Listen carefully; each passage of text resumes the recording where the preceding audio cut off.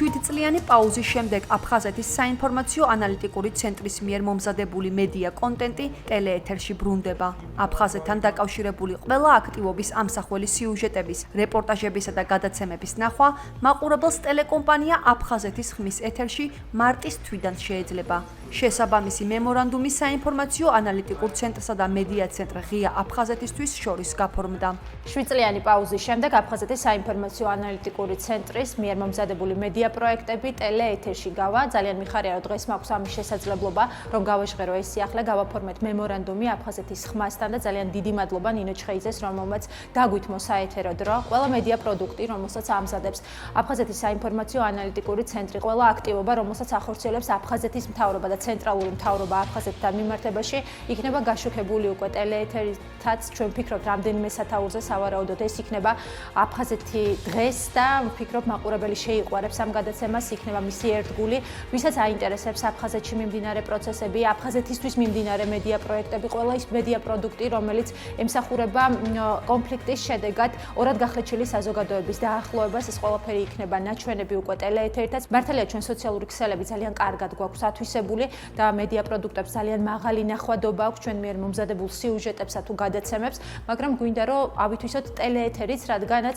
მაყურებლის დაკვეთა, დევნილების დაკვეთა, აფხაზეთელების დაკვეთა იყო, რომ აფხაზეთს ქონოდა თავისი ტელევიზია, ვფიქრობ ძალიან სწორი ტელევიზია შევარჩიეთ აფხაზეთის ხმა, სადაც გავა ჩვენი გადაცემები და ჯერა ამას მაყურებელი არ მოაკლდება. მიხარია, რომ დღეს შედგა ჩვენი შეთანხმება და ვფიქრობ, რომ ძალიან კარგ საქმეს ჩაეყარა საფუძველი და ძალიან ჭირდება დღეს საზოგადოებას მსგავსი გადაცემები და მით უმეტეს აფხაზეთის ხმა არის ჩვენი არხი, ასევე რადიო და ყოველთვის მინდოდა, რომ სულ ყოფილიყო მესიჯი ადამიანებთან, ვინც არიან აფხაზეთიდან და ვფიქრობ, რომ მომავალში კიდევ უფრო გაღრმავდება ჩვენი თანამშრომლობა და ძალიან რეიტინგური და საჭირო გადაცემები იქნება ჩვენს არხზე.